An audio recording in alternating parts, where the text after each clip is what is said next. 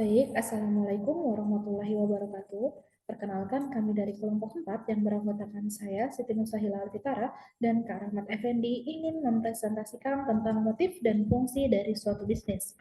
Semoga video ini bermanfaat ya teman-teman.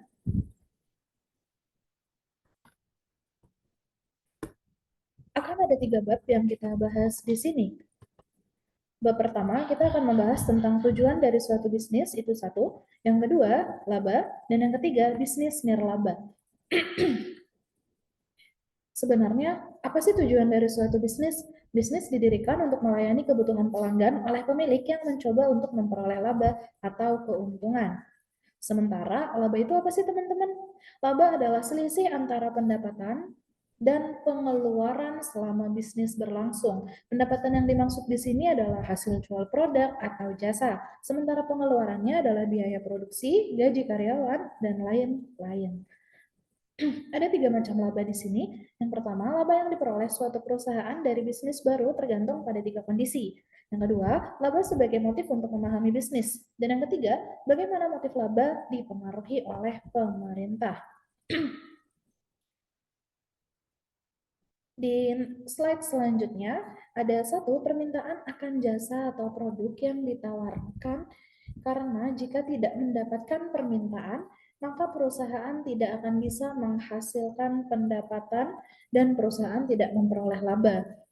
Jadi maksudnya di sini teman-teman adalah ketika kita membuka bisnis, hendaknya kita menyesuaikan dengan permintaan yang ada di masyarakat. Apakah produk yang akan kita keluarkan nantinya itu bermanfaat dan memang ada diminta oleh masyarakat. Karena kalau tidak ada dan masyarakat tidak merasa memerlukan hal itu, maka perusahaan kita tidak akan jalan. Seperti itu ya. Kedua, Anda harus menarik pelanggan. Hal ini berarti bahwa pelanggan harus memilih kita dan bukan pesaing kita. Nah, di sini berkaitan dengan marketing. Bagaimana cara kita menarik pelanggan agar lebih tertarik ke produk kita daripada produk tetangga. Entah kita yang mengeluarkan promo besar-besaran atau memberi buy one get one, membuat program BOGOV tuh ya, buy one get one free gitu. Jadi kegiatan-kegiatan yang cenderung menarik perhatian para pelanggan agar tidak lari ke perusahaan lain seperti itu. Yang ketiga, menjaga agar beban pengeluaran rendah agar pendapatan tinggi sehingga memperoleh laba yang tinggi pula. Di slide selanjutnya ada beberapa pernyataan, yaitu jika Anda memiliki keahlian bisnis yang kuat, Anda dapat memperoleh pekerjaan yang lebih baik. Itu make sense ya teman-teman. Kedua, Anda akan mengerti bahwa pekerjaan Anda lebih menyenangkan jika Anda dapat memahami bagaimana tugas-tugas pekerjaan Anda berkaitan dengan perusahaan dan industrinya. Yang ketiga, Anda dapat berkinerja dengan lebih baik sehingga berada dalam jalur karir yang memuaskan. Yang keempat, jika kita berinvestasi pada suatu bisnis, Anda akan dapat mengidentifikasikan dengan lebih baik jenis bisnis yang kemungkinan besar memiliki prospek yang bagus.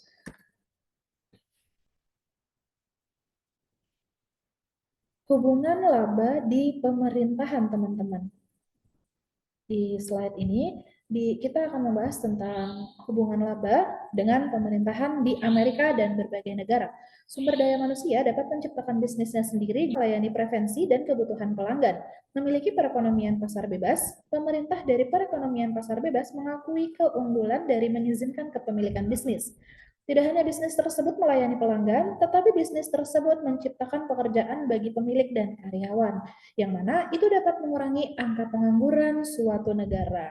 Jadi hal ini bisa dibilang sangat membantu perekonomian negara itu ya teman-teman, karena angka pengangguran jadi menurun, orang-orang jadi punya pekerjaan seperti itu. Yang kedua, di negara sosial seperti bekas Uni Soviet, bisnis dimiliki oleh negara dan tidak berorientasi pada laba.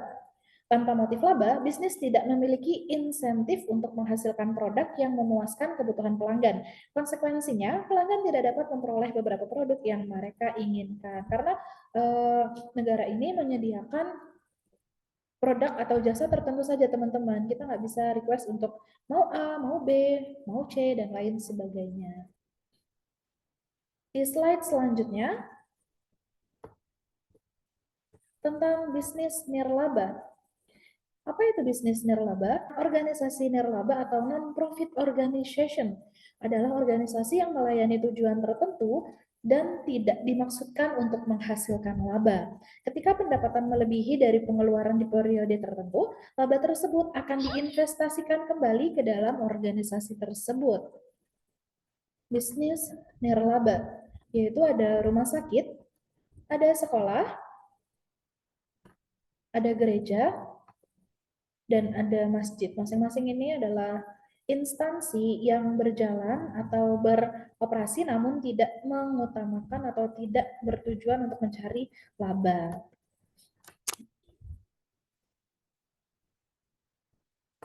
Selanjutnya teman-teman kita masuk ke bab 2. Di sini kita akan membahas tentang satu, sumber daya alam, kedua, kewirausahaan, dan ketiga, teknologi. Sumber daya alam ini apa aja sih teman-teman? Yang pertama ada sumber daya alam, yaitu meliputi sumber daya apapun yang dapat digunakan dalam bentuk alamiahnya. Ini yang secara harfiah yang ada di alam atau di bumi kita ya teman-teman. Yang kedua, ada sumber daya manusia atau manusia yang mampu melakukan pekerjaan dalam suatu bisnis yang mampu memberikan kontribusi pada produksi dengan menggunakan kemampuan fisik maupun akal mereka.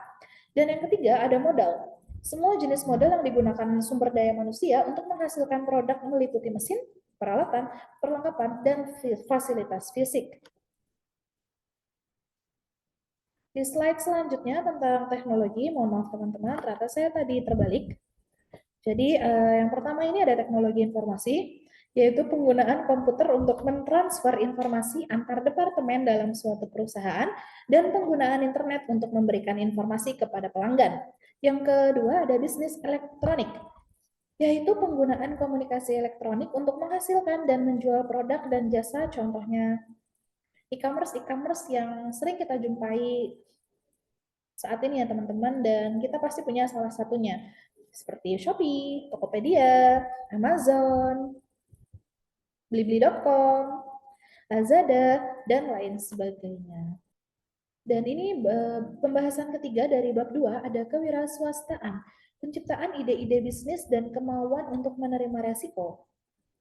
Wira swasta mengidentifikasi kesempatan bisnis, di mana mereka menemukan satu kesempatan, lalu mereka berinvestasi sebagian uang mereka untuk menciptakan suatu bisnis dengan harapan mendapatkan laba dari usaha yang telah diberikan.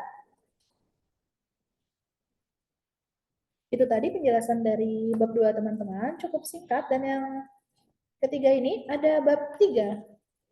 Di bab 3 ini kita akan membahas tentang pemangku kepentingan dalam bisnis, kedua lingkungan bisnis, dan ketiga kunci keputusan bisnis. Kira-kira siapa aja sih pemangku kepentingan bisnis itu? Yang pertama adalah pemilik, kedua itu kreditor, ketiga karyawan, keempat pemasok, dan kelima pelanggan. Apa itu pemilik? Pemilik adalah usahawan yang menciptakan bisnis dari hasil suatu ide mengenai produk maupun jasa. Secara harfiah, ini adalah orang yang memiliki perusahaan itu, atau owner dari perusahaan jasa atau produk yang dia dirikan. Seperti itu ya teman-teman. Lalu apa itu kreditor?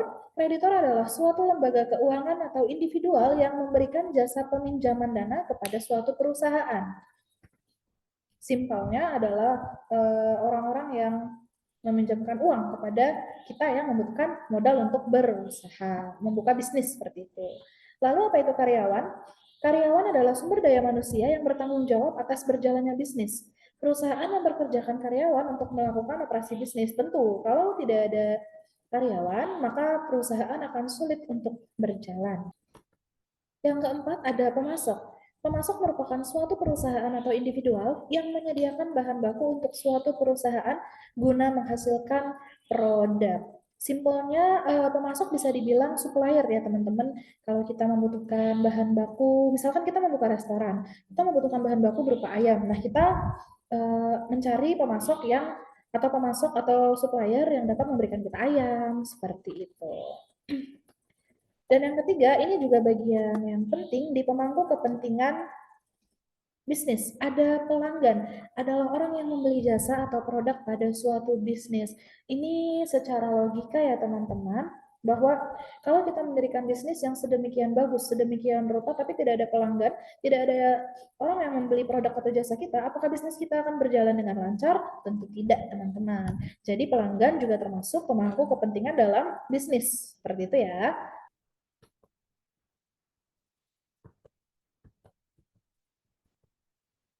Dan yang terakhir di sini ada lingkungan bisnis.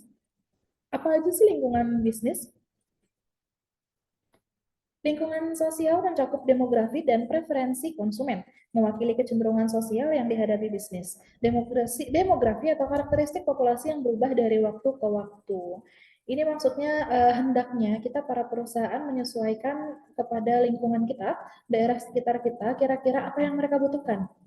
Untuk daerah yang cenderung lebih banyak balitanya, produk apa yang semestinya kita keluarkan? Apakah popok bayi? Apakah bedak bayi? Apakah makanan ringan? Dan semacamnya ya teman-teman. Yang kedua tentang lingkungan ekonomi. Lingkungan ekonomi memiliki pengaruh yang kuat terhadap kinerja di masing-masing bisnis. Ketika ekonomi kuat, lapangan kerja tinggi dan kompensasi yang dibayarkan kepada karyawan juga akan tinggi.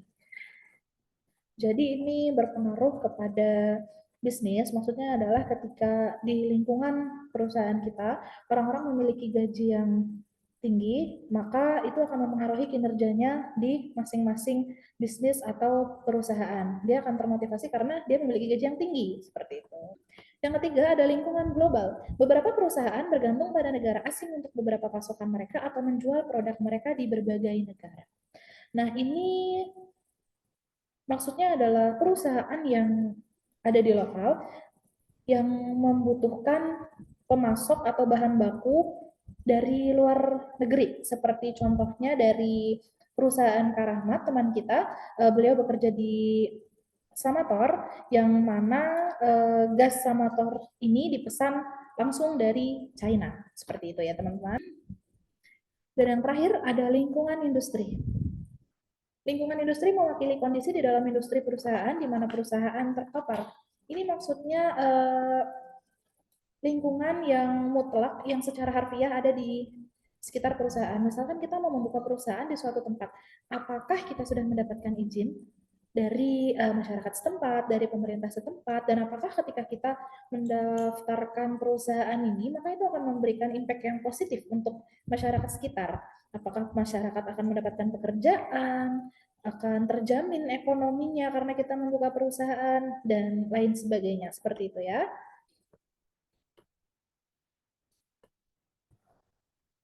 Next slide, di sini tentang kunci penting keputusan bisnis.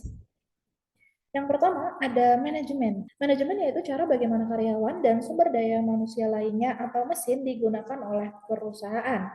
Yang kedua ada akuntansi yaitu ikhtisar dan analisis atas kondisi keuangan dan perusahaan dan digunakan untuk membuat beragam keputusan bisnis. Yang ketiga ada pemasaran. Pemasaran adalah sarana di mana produk atau jasa dikembangkan, diberi harga, didistribusikan, dan dipromosikan kepada pelanggan. Yang keempat ada keuangan. Sarana perusahaan memperoleh dan menggunakan dana untuk operasi bisnis. Dan yang terakhir ada sistem informasi, termasuk teknologi informasi, orang, prosedur yang bekerja sama untuk memberikan informasi yang tepat kepada karyawan perusahaan sehingga mereka dapat membuat keputusan bisnis. Sekian dan terima kasih presentasi kami hari ini. Semoga videonya dapat bermanfaat dan dapat dimengerti ya teman-teman. Saya Siti Musahila Alfitara selaku moderator dan teman saya Karahmat Effendi pamit undur diri. Wassalamualaikum warahmatullahi wabarakatuh.